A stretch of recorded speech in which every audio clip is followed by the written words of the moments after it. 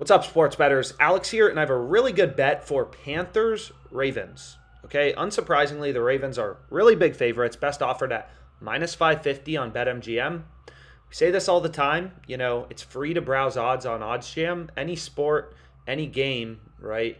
Any market you want to look at, it's completely free. And really, the key to sports betting is finding value, finding an edge, right? I try to keep these YouTube videos fun, give you profitable picks, but also educational, because I think it's important.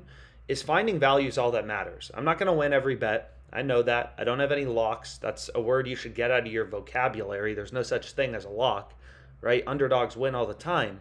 But the whole goal of this YouTube is to kind of show you how I, use math, data, and just kind of basic logic to make money betting on sports. And the reason it's all possible is because all these sports books have different odds, right? Like you can see right here, this is crazy.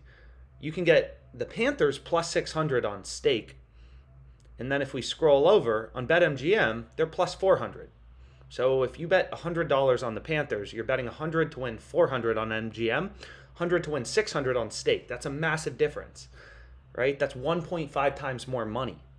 So as a sharp bettor, we're always looking for value, enough value to beat the vig, beat the juice, right? The way that sportsbooks make money, if you take a look right here, is they charge for point spreads and totals as kind of an example, minus 110 juice. They say, hey, if you want to take the over or the under, you have to bet 11 to win back 10, right? So here it's like the Panthers game. The Panthers plus 12.5 is on DraftKings at minus 110. The Ravens minus 12.5 is on DraftKings at minus 110. They're equal and opposite outcomes, but the sportsbook's saying either one you want to bet, you have to bet 11 to win back 10. That's the sportsbook's advantage, that extra dollar. It's a tax known as the VIG. So people always ask, well, if sportsbooks charge the VIG, if they can charge a spread a little, they're like a car dealer, right? Buying a car for $10,000, selling it for $15,000. How can I make money? And the only reason it's possible is because all these bookies have different odds, right? Like you can see here, you definitely don't want to be taking, the Panthers plus 11 at minus 110 when you can grab them plus 12.5, a point and a half better on DraftKings. You can even grab them plus 13 on Pinnacle at minus 112. So you have to hunt for value, right? You got to always be looking for value as a sharp bettor. And you never know what game it's going to be in, right? I say this all the time, but if we head over to, yesterday I gave out these picks. So we had a heartbreaker. Morant, he had 5 rebounds until 4 minutes left in the fourth, so we lost this bad boy. But some others win, and some people will be like, yo, why don't you have a video on Underdog Fantasy today? And it's quite simple.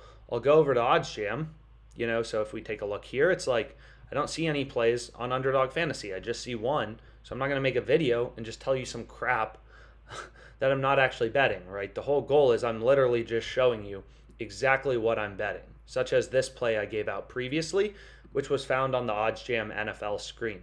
So it's all about using data to make better bets, find value, and really find those few rare betting opportunities.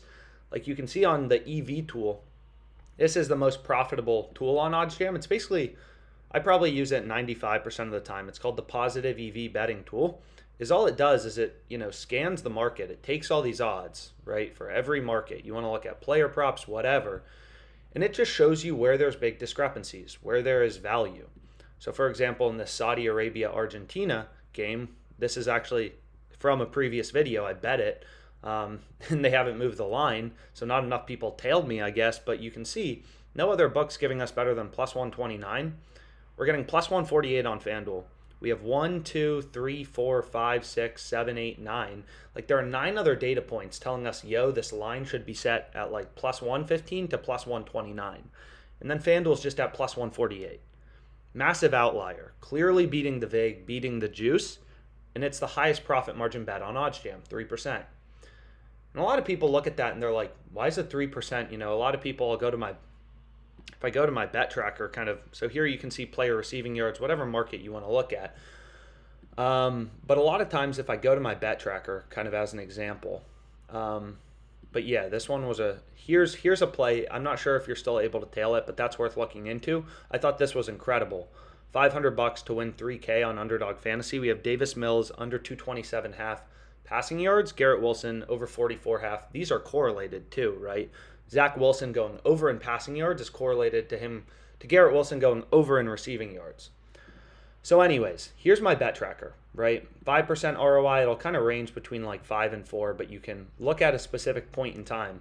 And the reason I show you this, it's not to like, ideally show you that I made a lot of money off WinBet and lost money on Caesars, but you can now sync your sportsbooks with OddsJam, and I think it's very valuable to do, right? And it doesn't work with every sportsbook. So if I go to link a new sportsbook, there's only 5 that allow access to this in New York. But I still think it's valuable to do, at least for like 1 or 2 sportsbooks you place a lot of bets on, because you want to get used to the variance, right? Like, not every bet's going to win. I say that all the time. We go on losing streaks. We've gone on losing streaks, winning streaks on Underdog Fantasy, on every sportsbook. And to figure out if you actually have an edge, if you actually, are beating the sportsbooks long term, you need to place a lot of bets. And what's cool is this just shows you the numbers back at you.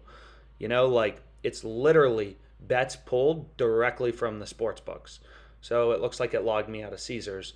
But like, for example, a lot of these plays you probably remember I made previous videos on, and you can see it just says automatically synced. And it's just a valuable exercise to do. But let's get back to the play. What do I have in the Panthers game? And am I taking a money line play? Am I doing what? And the answer is no. I followed the value and I took the over 20.5 first half total. 1.16% profit margin. I hit it for 287.40, which is the max they allowed me to bet. You can see right here, they're saying max wager 1270 more, but like, this is what they gave me at the time. And it looks like the odds changed slightly. So this market's dynamic. That's another thing I say. Like, people a lot of times will be like, yo, I tried to tail, the odds moved. And it's like, if a play is good, this is a moving market.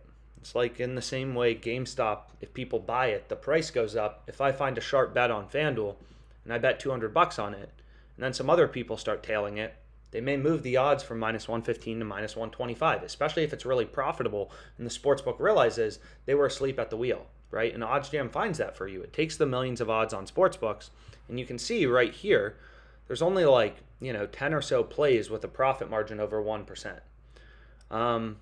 So we're earning a 1% return here in 4 days, so basically not particularly bad. That's like earning a, however you want to think about it, that's kind of like earning an 8%, return on investment every month.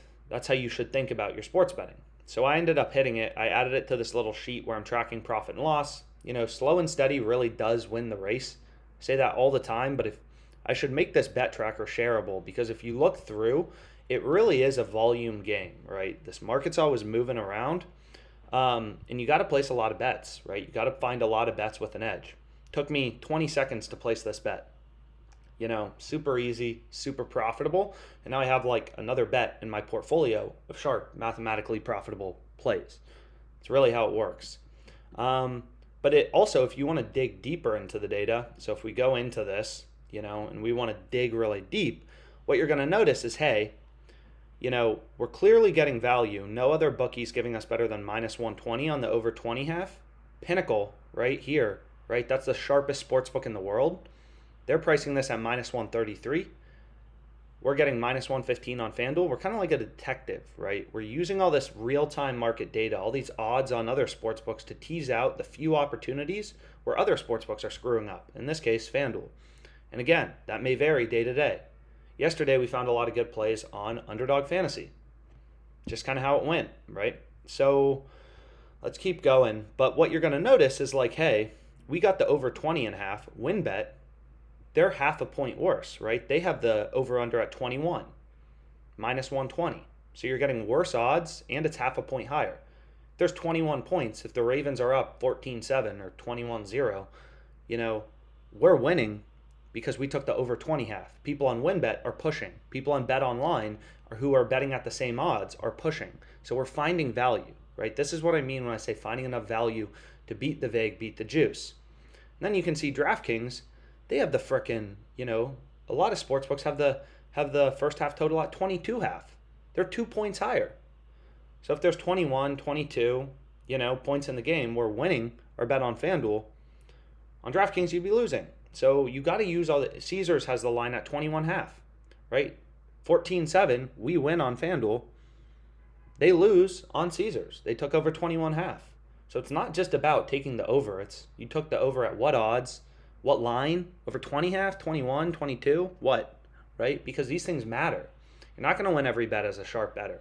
You'll see it all over my bet tracker. Loss, losing streaks, winning streaks, whatever, right? So hopefully this was helpful. I locked it in. Let's make money.